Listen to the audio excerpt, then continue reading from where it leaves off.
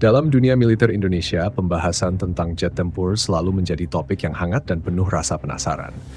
Terlebih lagi ketika mendengar nama besar Sukhoi 27 dan Sukhoi 30, lihat dua pesawat tempur asal Rusia yang telah menjadi bagian penting dalam inventaris TNI Angkatan Udara.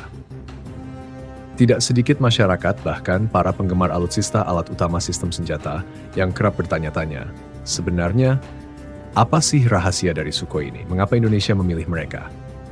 Rasa penasaran ini ternyata tidak hanya melanda warga sipil.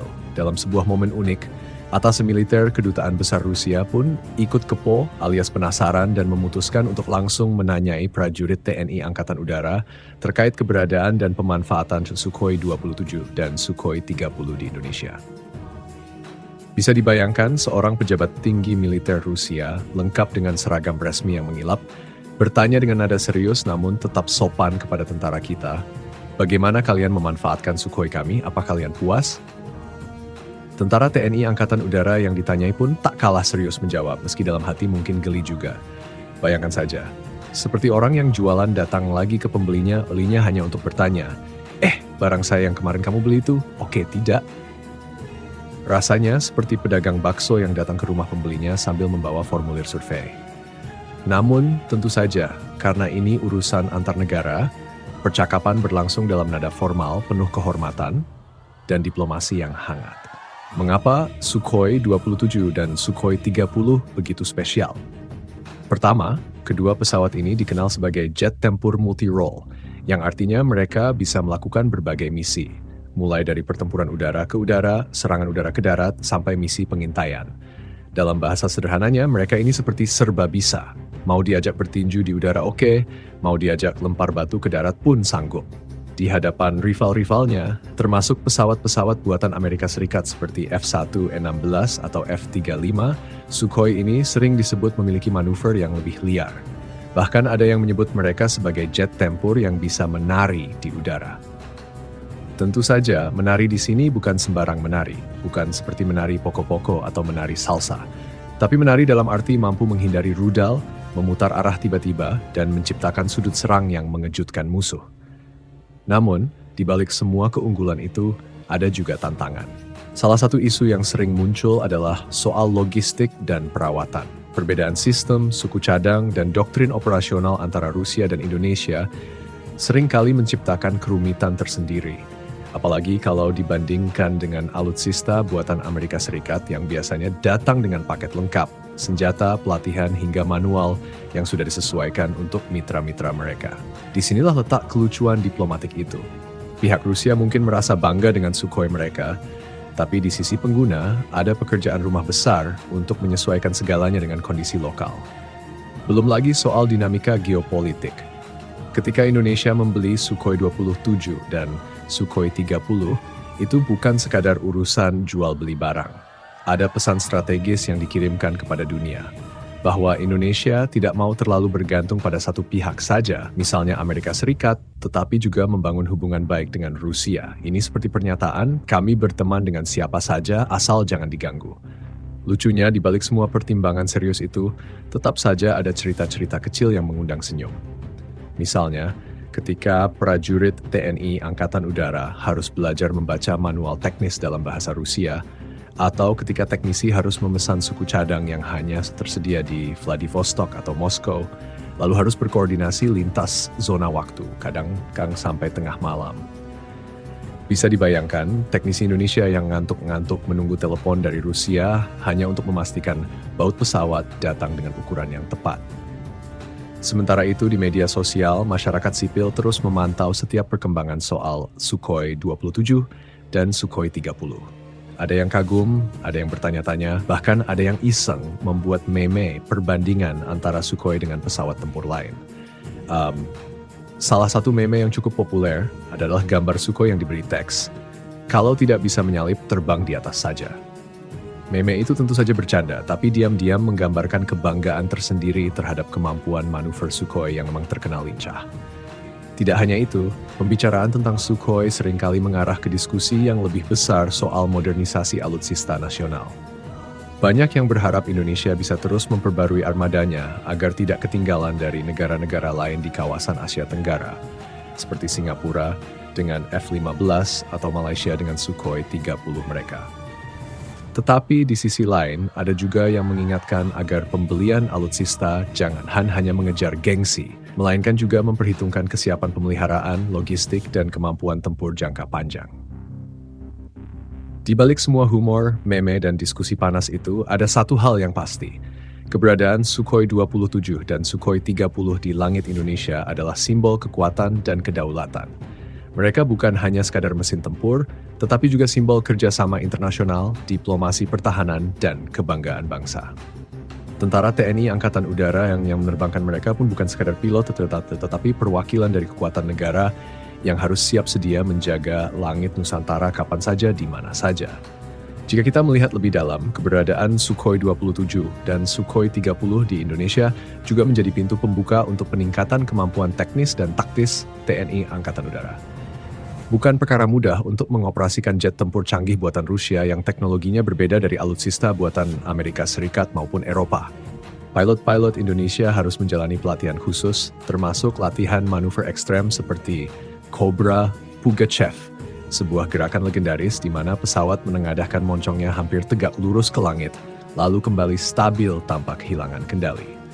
Bagi sebagian orang awam, ini terdengar seperti aksi sirkus udara. Namun, bagi pilot tempur, manuver ini bisa menentukan hidup dan mati dalam pertempuran.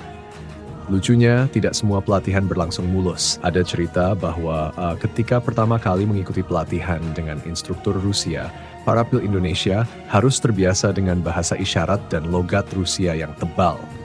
Kadang instruktur memberi instruksi dengan cepat dan para pilot hanya bisa mengangguk sambil dalam hati berkata, "Nanti saya cari di Google Translate." Meski terkesan lucu, situasi seperti ini sebenarnya menjadi bagian penting dari proses belajar lintas budaya yang memperkaya pengalaman militer Indonesia. Selain itu, keberadaan Sukhoi 27 dan Sukhoi 30 juga menciptakan tantangan dalam hal integrasi sistem. Sebagai contoh, radar, sistem persenjataan, hingga perangkat komunikasi yang digunakan oleh pesawat buatan Rusia tidak selalu kompatibel begitu saja dengan platform lain yang dimiliki Indonesia.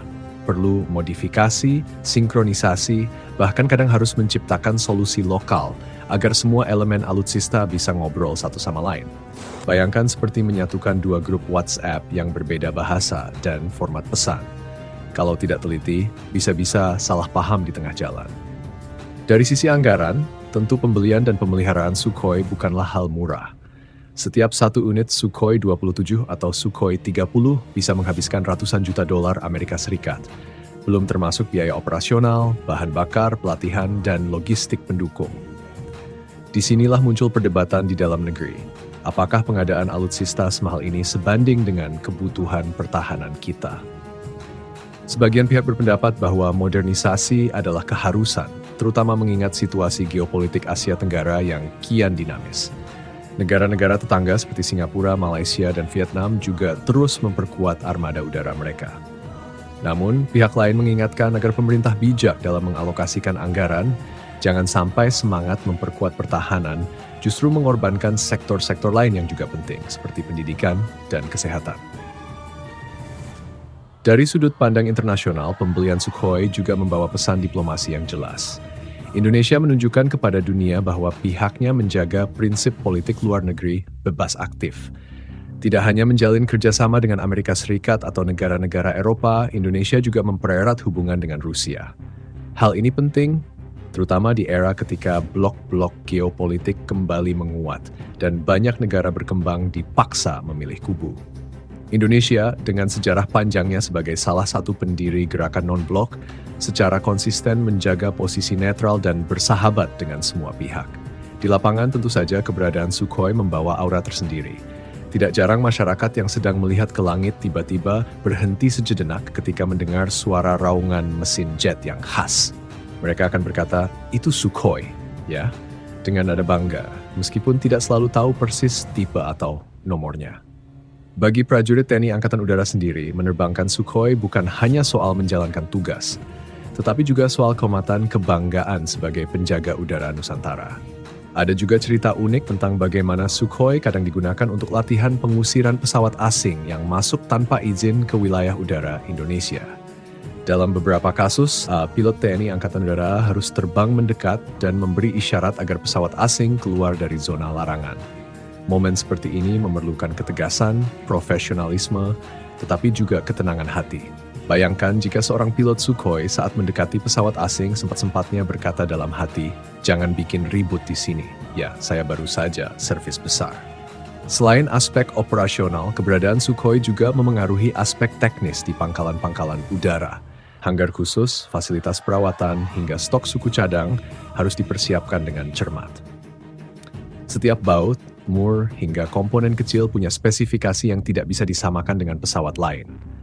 Teknisi yang menangani Sukhoi pun harus memiliki sertifikasi khusus, tidak cukup hanya pengalaman umum di bidang aviasi. Ada cerita lucu bahwa teknisi Sukhoi sering bercanda, "Kalau salah pasang satu baut, yang terbang nanti bukan pesawat tapi kepala saya." Candaan ini tentu saja mencerminkan betapa seriusnya tanggung jawab mereka. Di balik semua cerita itu, kita juga tidak bisa mengabaikan faktor psikologis. Keberadaan Sukhoi di inventaris TNI Angkatan Udara memberikan efek deteren, yaitu mencegah potensi ancaman karena pihak lawan tahu bahwa Indonesia memiliki kemampuan tempur udara yang serius.